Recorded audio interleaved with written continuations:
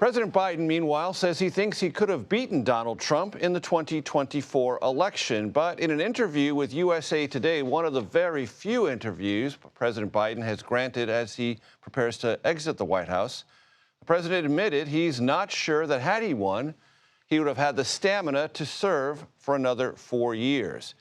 Here's a quote from President Biden: "Who knows what I'm going to be when I'm 86 years old," unquote. Writer and documentary filmmaker Chris Whipple joins us now. He is the author of the upcoming book, Uncharted: How Trump Beat Biden, Harris, and the Odds in the Wildest Campaign in History. That book, I'm glad to tell you, and I look forward to it, comes out in April. Chris, it's great to see you. Hey, good to see you, Major. So, President Biden gives an interview to Susan Page, USA Today, and says he thinks he could have beaten Donald Trump. How do you regard that assertion, Chris? Yeah, really remarkable, but not all that surprising. I mean, one of his closest friends told me that Joe Biden looks in the mirror almost every night, and depending on whether he's seen Trump on television that day, he says to himself, "I could have beaten that blanking guy." And it's delusional. I mean, I think that we all know, any objective observer watching that debate, that pivotal debate in June 27, knows that that Joe Biden really couldn't have run an effective re-election campaign, much less served for another 4 years.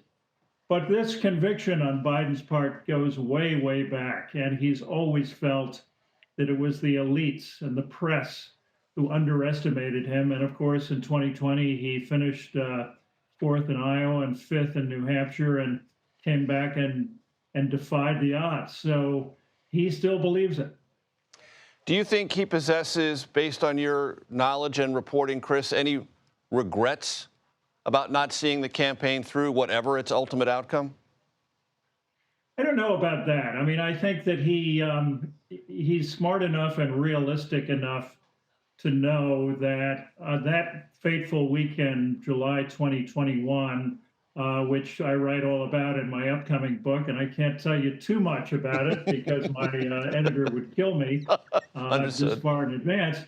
But he was realistic enough to know that there was no path for him because the party leaders had turned against him.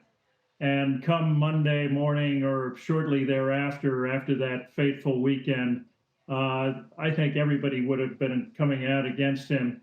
He knew that he couldn't carry a totally divided party to victory. But that's a different question from whether he thinks the voters would have come around. And I think he still believes that. He said in his interview with Susan Page, USA Today, that he hopes history will judge him as someone who brought the country back from the pandemic, stabilized the economy, and reasserted American global leadership.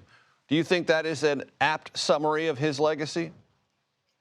Well, I think his legacy is going to be mixed, Major, because on the one hand, he really did, as I wrote in my book about Biden's first 2 years, he really did come into office facing the most daunting challenges since FDR's time. An economy in free fall, a once-in-a-century pandemic. He stopped that free fall. He brought us through the pandemic. He passed major legislation in a 50-50 Congress.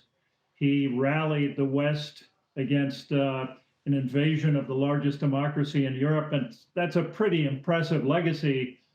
But it's mixed because, as we all know, he really had a blind spot toward the, toward the ravages of inflation, failed to do anything about the border, and ultimately handed the baton to a candidate who could not beat Donald Trump. And so that's going to be a major part of his legacy as well.